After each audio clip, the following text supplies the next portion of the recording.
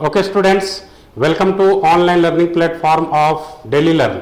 और मैं engineer HR Singh आपके लिए एक और नई मोटिवेशनल वीडियो लेकर के आया हूं जो आपको 12th में better than the best score करने में हेल्प करेगा।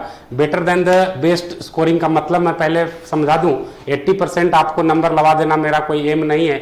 90% भी नंबर आपके द्वारा आ जाए वो भी मेरा कोई एम नहीं है। मेरा एम है कि आपका नंबर 99% और 100% के बीच के गैप को कम कैसे करेगा। लोअर लिमिट 99% और हायर लिमिट 100%, इसके गैप को कम करने का तरीका मैं लेकर के आया हूं आपके समक्ष। कुछ बातों पर ध्यान देना है। तो सबसे पहला बात क्या है, इफिशिएंट टाइम टेबल बनाइए। एफिशिएंट टाइम टेबल का मतलब क्या है?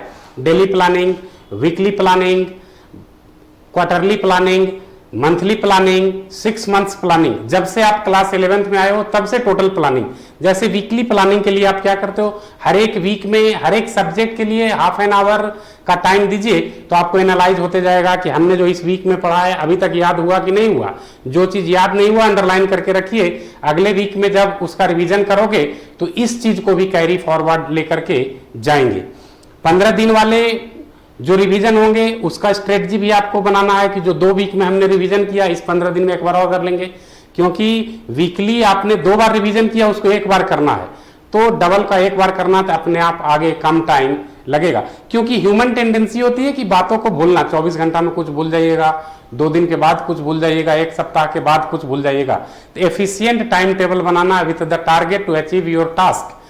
Monthly target, weekly target, daily target, 3 तरह का तो टारगेट आपको सेट करना ही करना है। दूसरा बात, self made notes. Self made notes मतलब notes should be in your hand writing. ऐसा नहीं कि कोई दोस्त बनाया उसका फोटो कॉपी करा लिया उसी को पढ़ रहे हो, नहीं।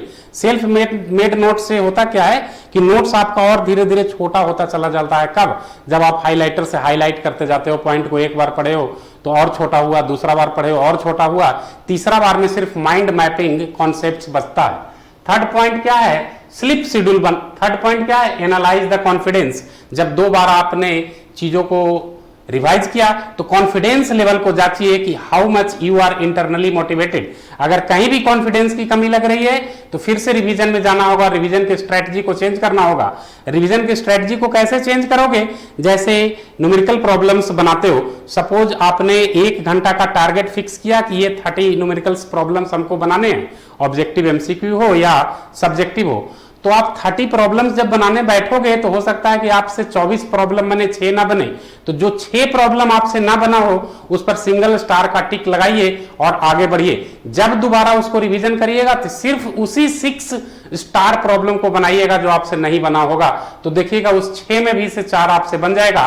2 फिर नहीं बना होगा तो घबराना नहीं है, उस 2 नहीं बने हुए क्वेश्चन पर फिर से डबल स्टार लगाइए कि तीसरा बार जब हम रिवीजन करेंगे तो वो जो डबल स्टार क्वेश्चन है सिर्फ उसी को बनाएंगे। चौथा बार में देखिएगा आपका पूरा का पूरा रिवीजन कंप्लीट हो गया। चौथा और मेन बात क्या है? Slip schedule. इस पर हमारा कंट्रोल नहीं है। स्लिप शेड्यूल में मैंने लिखा है पेरेंट योरसेल्फ, मतलब ये आपको ही जज करना है, आपको ही अपना पेरेंट बनना है कि मेरे पापा क्या बोलते हैं अगर हम कम पढ़ रहे हैं तो यहां पर बच्चे भी आप हो, पापा भी आप हो, बच्चे भी आप हो, पेरेंट भी आप हो। तो ईमानदारी पूर्वक अपना स्लिप शेड्यूल बनाइए। ज्यादा नहीं सोना है, 6 घंटा सोना है, मतलब 6 घंटा सोना है, 6 घंटा 1 मिनट भी नहीं सोना है। और 5th पॉइंट क्या है? Short notes. मैंने क्या बताया? हाइलाइटर से हाईलाइट करते जाइएगा, शॉर्ट नोट्स बनते जाएगा। एग्जामिनेशन जैसे जैसे नजदीक आएगा शॉर्ट नोट्स आपको क्या करेगा? कम टाइम फ्रेम में ज्यादा आउटपुट देने की क्षमता आप में देगा। नेक्स्ट बात क्या है?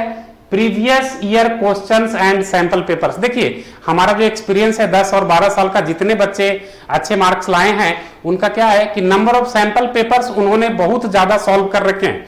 जैसे फॉर एग्जांपल जो बच्चे गवर्नमेंट एंट्रेंस एग्जामिनेशन की तैयारी करते हैं, देखते होंगे कि बच्चा 200, 300, 400, इवन 1000 सैंपल पेपर बना लेते हैं, तब जाकर के उसको सरकारी नौकरी लगती है। तो आप यही समझो कि आपका 12th board just like a सरकारी नौकरी है।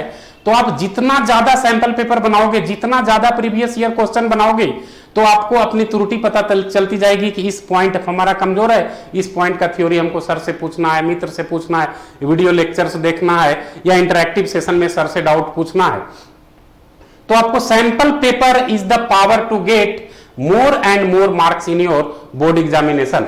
एक बात और सबसे रिमार्केबल बात है, ये मैं नहीं बोल रहा हूं, ये मेरा एक्सपीरियंस बोल रहा है, क्या कि अगर आप ट्यूशन में टाइम वाई आवर देते हो तो सेल्फ स्टडी के लिए आपको 1.5 वाई आवर्स देने होंगे। जितना आप ट्यूशन में टाइम देते हो उसका 1.5 टाइम्स आपको सेल्फ स्टडी के लिए टाइम देना पड़ेगा। तो इन 6 बातों पर गौर कीजिएगा तो देखिएगा अभी तक आपको जितना एग्जाम आया है, चाहे जो भी एग्जामिनेशन दिए हो, 12th में सबसे ज्यादा मार्क्स आएगा। और फिर आप हमको कमेंट करके बताइएगा कि सर आपने अच्छा बोला था।